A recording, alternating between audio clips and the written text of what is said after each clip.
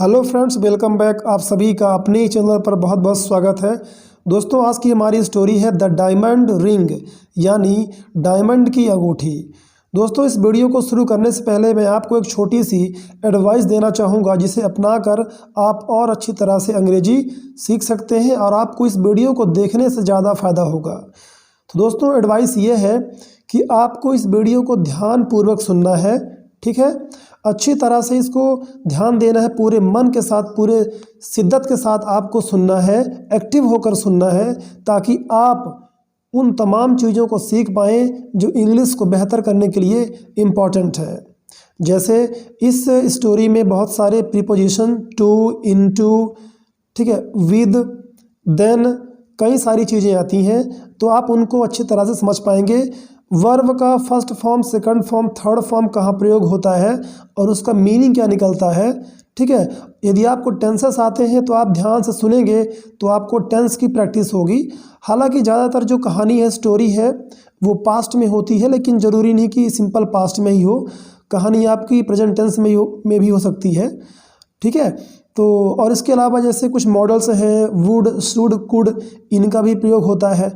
तो दोस्तों, बेहतर रहेगा कि यदि आप पेन और रफ लेकर बैठेंगे तो आप कुछ ज़रूरी चीज़ों को नोट कर पाएंगे, यदि आप रियली इंग्लिश को इम्प्रूव करना चाहते हैं तो, राइट। और दूसरी बात यह है दोस्तों कि यदि आप रफ पेन लेकर नहीं बैठना चाहते, लिखना आपके लिए बोरिंग है, तो फिर आप इस वीडियो को दोबारा भी वॉच कर सकते हैं। लेकिन आप एक्टिव होके ध्यान से सुनेंगे, एक्टिवली सुनेंगे, तो दोस्तों आप बहुत अच्छी तरह से, आपका जो माइंड है वो कैच करेगा, ठीक है।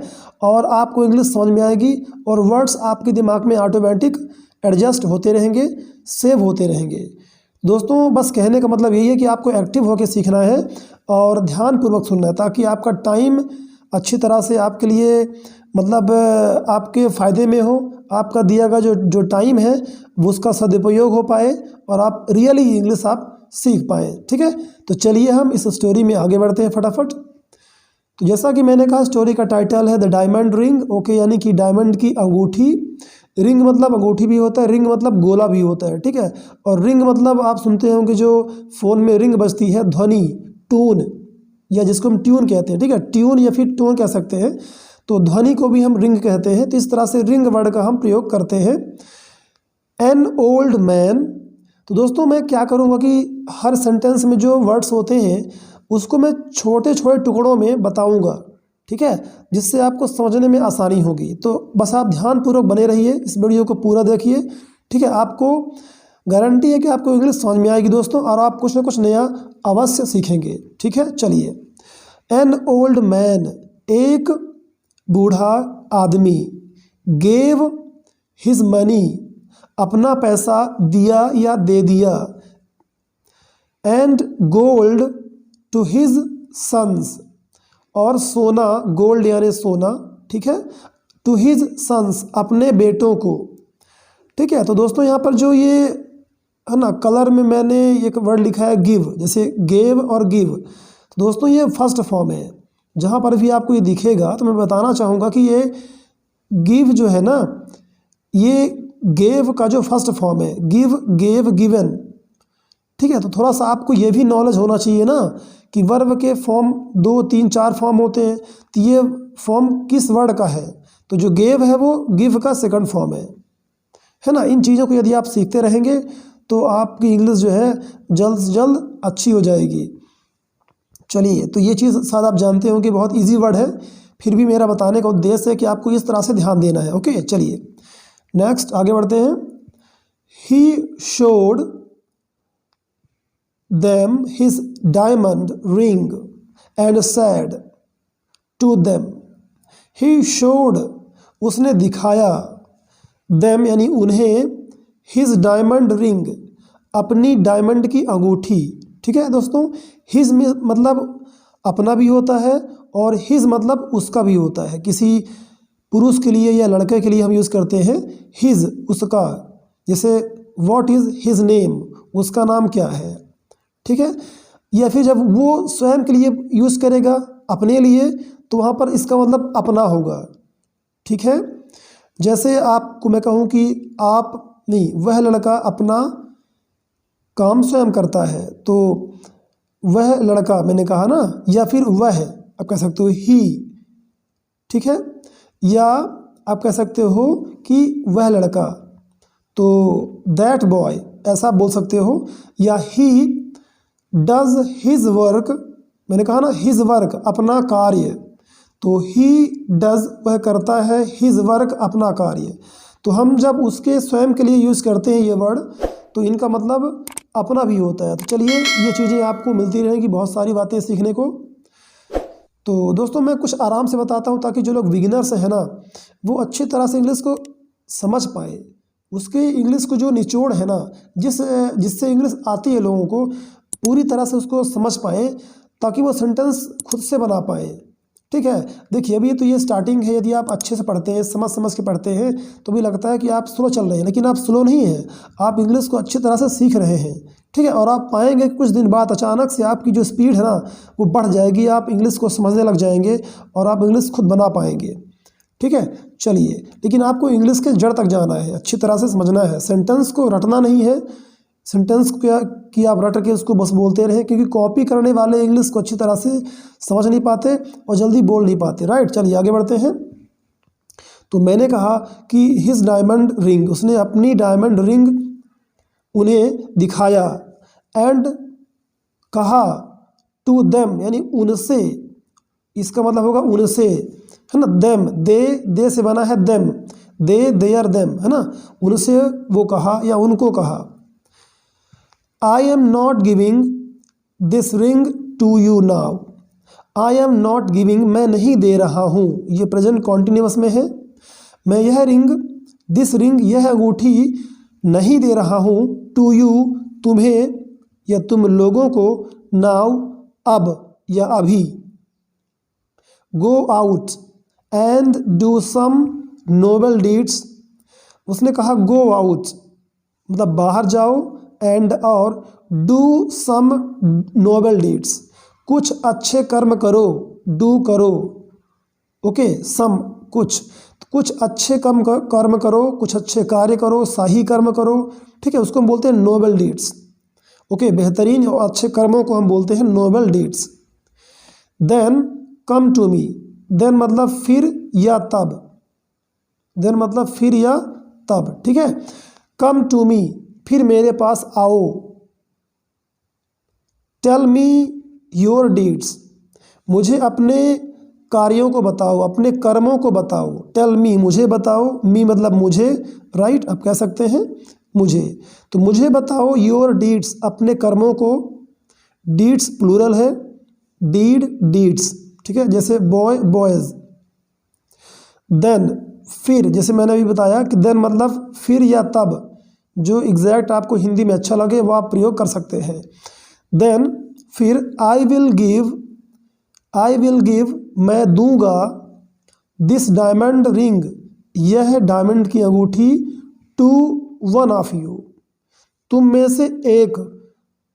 जब हम कहना चाहते हैं कि तुम लोगों में से एक या तुम में से एक, ठीक है, तो हम कहते हैं वन ऑफ यू, तुम में से एक। यहाँ पर ऑफ का मतलब से आप कह सकते हैं, ठीक है, क्योंकि ऑफ का मतलब से भी होता है, ऑफ का मतलब का, की, के भी होता है। ठीक है, तो सेंटेंस को समझना होता है दोस्तों, तभी तो आप अच्छी तरह से समझ पाते हैं। कई बार लोग रटते हैं कि ऑफ का मतलब का होता है, की होता है, के होता है ना, और वो अच्छी तरह से ट्रांसलेशन नहीं कर पाते। चलिए next, the ring will be the reward for the noblest deed. The ring, ये जो अंगूठी है, द रिंग, ये अंगूठी, विल बी, होगी या होगा, द रिवार्ड यानी पुरस्कार, तो ये अंगूठी पुरस्कार होगी, फॉर द नोबलेस्ट डीड, सबसे अच्छे जो कर्म होंगे, जिसके काम होंगे, उसी के लिए ये पुरस्कार होगी। राइट, चलिए दोस्तों आगे बढ़ते हैं। तो दोस्तों यदि आपको कोई भी प्रॉब्लम हो रही है समझने में, ठीक, कोई भी किसी भी तरह की अगर हमारी बात आपको समझ में नहीं आ रही है, तो आप दोस्तों कमेंट करके बता सकते हैं।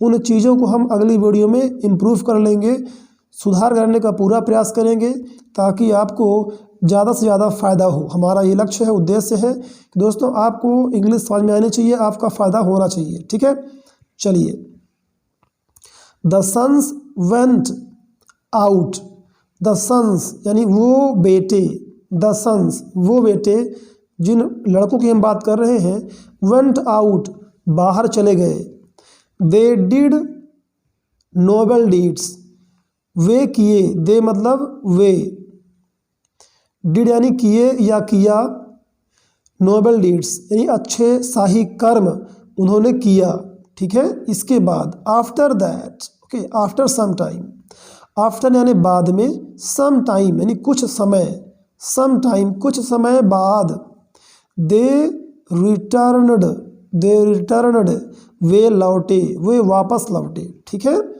वे वापस आए या वे वापस लौटे, रिटर्न मतलब आप ये दोनों हिंदी कह सकते हैं, right. They return to their father अपने पिता के पास आए, ठीक है। टू देयर फादर, यहाँ पर देयर का मतलब अपने हो रहा है, ठीक है, और देयर मतलब उनका भी होता है। तो आप सेंटेंस को जब समझेंगे तो आपको अपने आप समझ में आ जाएगा, बट आप ये ध्यान रखें कि देयर मतलब उनका भी होता है और अपना भी होता है। जैसे मैंने कहा हिज मतलब अपना भी होता है और उनका भी उसका होता है बॉयज़ के लिए। हर, जैसे यहाँ पर देखिए हर का मतलब भी होता है उसका या अपना, लेकिन गर्ल के लिए है ना, उसका या अपना। तो बस आपको ये बातें ध्यान रखनी है और सेंटेंस को आप अपने आप समझ जाएंगे, ठीक है, कि यहाँ पर इसका मीनिंग क्या होना चाहिए। यही तो स्टोरी का एक फ़ायदा है कि जब आप स्टोरी पढ़ते हैं एक लाइन से तो आपको वर्ड के मतलब अपने आप समझ में आने लगते हैं। दे रिटर्न टू देयर फादर अपने पिता के पास वो लौट आए। अब आइए देखते हैं कि क्या होता है, वो क्या बताते हैं अपने पिता को, आखिर उन्होंने कौन से ऐसे नोबल डीड्स उन्होंने किया है जो अपने पिता को बताने वाले हैं, और पिता किससे इम्प्रेस होता है, ठीक है, और किसको वो डायमंड रिंग देने वाला है। वन ऑफ द सन्स यानी बेटों में से एक, बेटों में से एक सैड कहा बोला, फादर पिताजी, फादर मतलब आप पिताजी कह सकते हैं, है ना, अंग्रेजी में जी नहीं है लेकिन फिर भी आप जी हिंदी में लगाएंगे अपने से बड़ों के लिए। फादर यानी पिताजी, गिव मी द रिंग वो रिंग, द रिंग यानी वो अंगूठी, मुझे दीजिए, give me, I have done a great and noble deed मैंने एक बड़ा, ग्रेट यानी बड़ा और महान दोनों आप कह सकते हैं, ग्रेट यानी बड़ा या महान, तो मैंने एक बड़ा और नोबल डीड अच्छा कर्म किया है, आई हैव डन, ओके, मैंने किया है।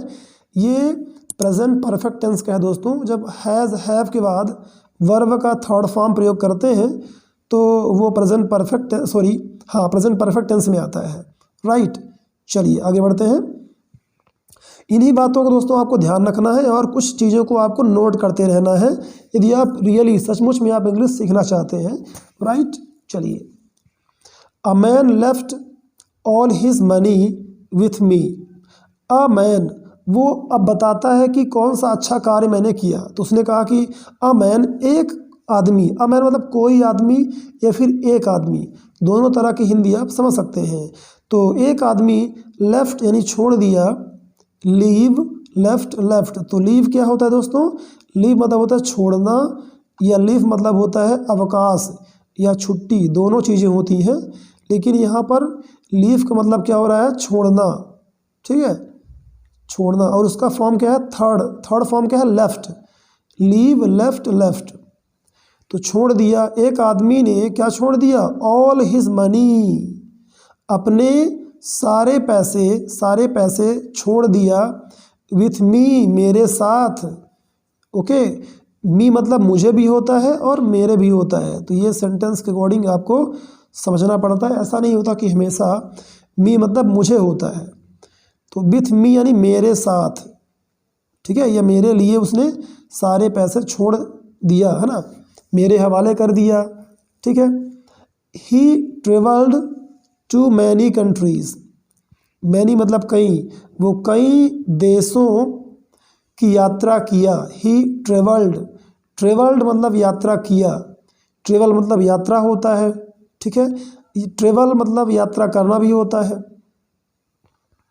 तो ये सारी चीज़ें आपको ध्यानपूर्वक सुनना है और समझना है। Then he came to me, फिर वो मेरे पास आया, केम टू मी, ठीक है। मी यानी मेरे, यहाँ भी हो रहा मेरे, ठीक है।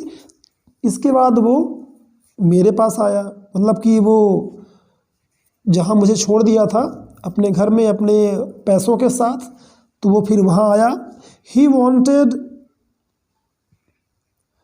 His money back, he wanted वह चाहता था, ही वह, ठीक है, मेल के लिए, फीमेल के लिए सी, ये बहुत कॉमन है, सब जानते हैं, फिर भी मैंने एक बार रिवाइज कर दिया ताकि जो लोग नए हैं, बिल्कुल नए हैं, उनको ये चीज़ें मालूम होती रहे, ठीक है। चलिए नेक्स्ट, ही वांटेड वह चाहता था, हिज मनी बैक अपना पैसा वापस, बैक यानी वापस, ठीक है। Returned his money to him, आई यहाँ पर आई छूट गया, आई रिटर्नड यानी वापस कर देना, बैक कर देना, ठीक है। आई रिटर्नड मैंने वापस कर दिया, हिज मनी उसका पैसा, टू हिम उसको, ठीक है। तो मैंने उसका पैसा उसको वापस कर दिया, आई रिटर्नड मैंने वापस कर दिया, हिज मनी उसका पैसा, टू हिम उसको।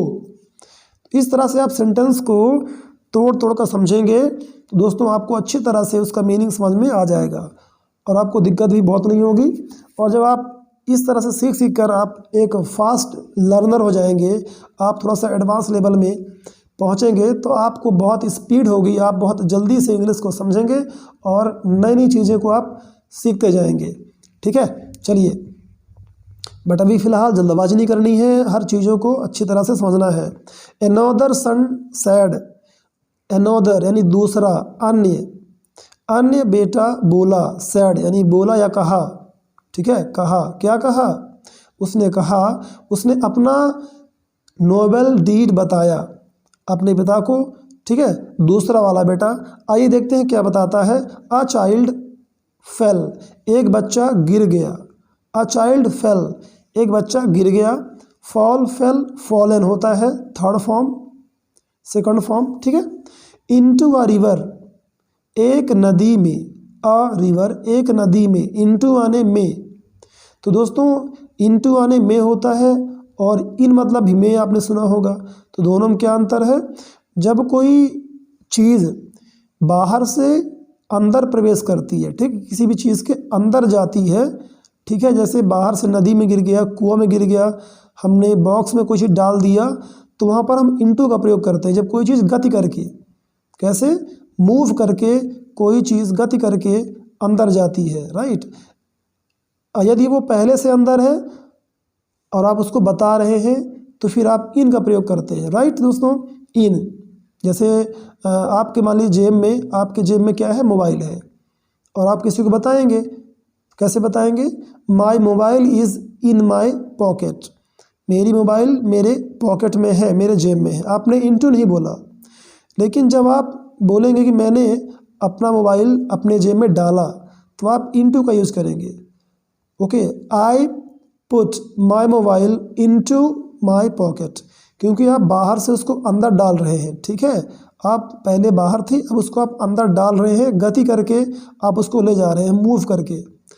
तो आई होप दैट कि आप समझ गए होंगे। इस तरह से तमाम चीज़ों को आपको नोट करना है।